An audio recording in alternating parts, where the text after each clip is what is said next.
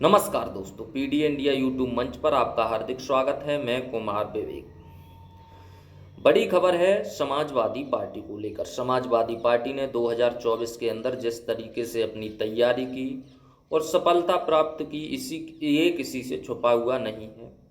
Samajwadi party जिस PDA रणनीति के तहत चल रही है 2022 से, उसी पीडीए रणनीति के तहत अखिलेश यादव ने 2024 का चुनाव लड़ा और मैटर ये हुआ कि समाजवादी पार्टी उत्तर प्रदेश की नंबर 1 की पार्टी बन गई। वहीं बीजेपी जो बड़े बड़े दावे कर रही थी कि 400 पार 400 पार, तो वो दूसरे नंबर की पार्टी उत्तर प्रदेश के अंदर बन गई। यानी नरेंद्र मोदी का रथ माना जाए तो समाजवादी पार्टी ने उत्तर प्रदेश के अंदर रोक दिया। समाजवादी पार्टी जिस पीडीए के रणनीति के तहत चल रही है, उसी के तहत अपने नए कीर्तिमान स्थापित भी समाजवादी पार्टी कर रही है। समाजवादी पार्टी के राष्ट्रीय अध्यक्ष अखिलेश यादव जिन्हें जिस तरीके से 2024 के लोकसभा चुनाव के अंदर पीडीए रणनीति के तहत टिकट दिया, उसको लेकर लोग घबरा गए और समाजवादी पार्टी उत्तर प्रदेश की सबसे बड़ी पार्टी बन गई, यानी जीत गई। अब खबर है फर्रुखाबाद से। फर्रुखाबाद के अंदर समाजवादी पार्टी की जो सांसद सीट है, इस पर समाजवादी पार्टी ने डॉक्टर नवल किशोर शाक्य को टिकट दिया। डॉक्टर नवल किशोर शाक्य डॉक्टर हैं पेशे से, अंतर्राष्ट्रीय कैंसर सर्जन हैं, वहीं बहुत बड़े समाज सेवी भी हैं। उन्होंने कई समाज सेवाएं के काम भी फर्रुखाबाद के अंदर किए हैं। तो डॉक्टर नवल किशोर शाक्य को जब टिकट दिया गया, तो वहीं भाजपा ने अपने मौजूदा सांसद मुकेश राजपूत जी को टिकट दिया। मुकेश राजपूत के कामों को लेकर जो उनका वोटर था, उसमें भी कुछ रोष था, जिसको नवल किशोर को जिसका फायदा हुआ। नवल किशोर शाक्य को ये फायदा तो हुआ, लेकिन जब काउंटिंग हुई, वोट खुले, तो वहाँ लाठीचार्ज हो गया, बत्ती काट दी गई रात में, काउंटिंग लेट कर दी गई। यहाँ तक सपा के पदाधिकारियों और नेताओं ने ये तक आरोप लगाए कि यहाँ बेईमानी से सर्टिफिकेट जो है जबरदस्ती मुकेश राजपूत जो भाजपा के सांसद हैं उनको दे दिया गया। हालांकि ये तो देखने वाली बात है, जनता भी इस चीज़ को अभी तक कह रही है फर्रुखाबाद के अंदर। लेकिन अब फर्रुखाबाद से बड़ी खबर आ रही है, यानी नवल किशोर जो सांसदी का चुनाव हार गए हैं, वो एक बार फिर चुनाव लड़ेंगे फर्रुखाबाद से।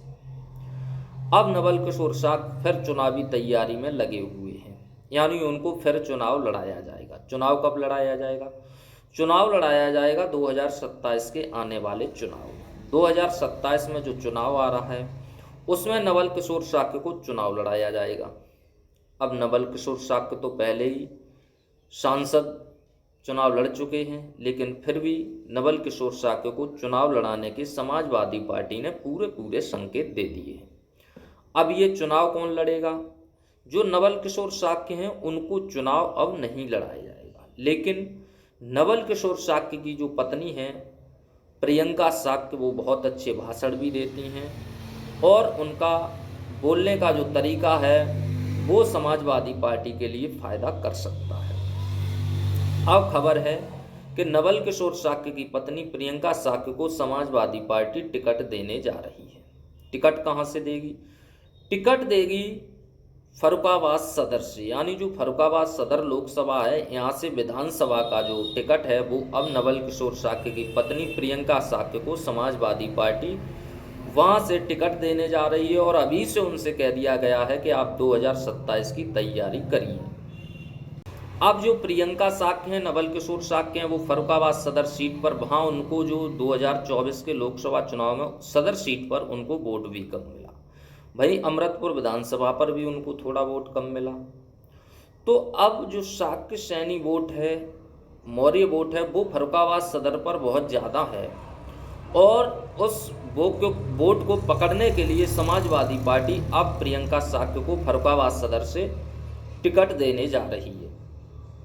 लेकिन फर्रुखाबाद सदर से पहले भी मौर्य प्रत्याशी ही लड़ा था। लड़े कौन थे?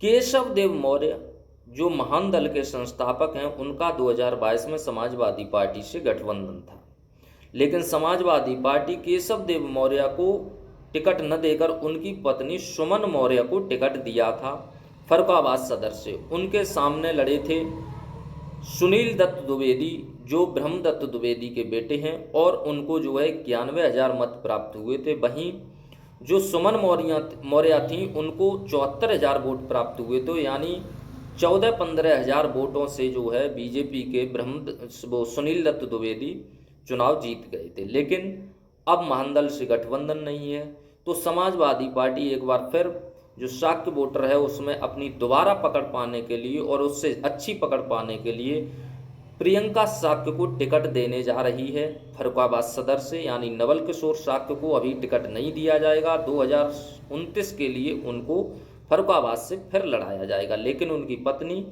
को फर्रुखाबाद सदर से टिकट दिया जा रहा है और वो चुनाव लड़ेंगे। आपको क्या लगता है, क्या वो चुनाव जीत पाएंगी या नहीं 2027 में फर्रुखाबाद से? हमें कमेंट में ज़रूर बताएं। चैनल पर नए हैं तो चैनल को सब्सक्राइब करें, वीडियो अच्छी लगी तो वीडियो को एक लाइक ज़रूर करें। धन्यवाद।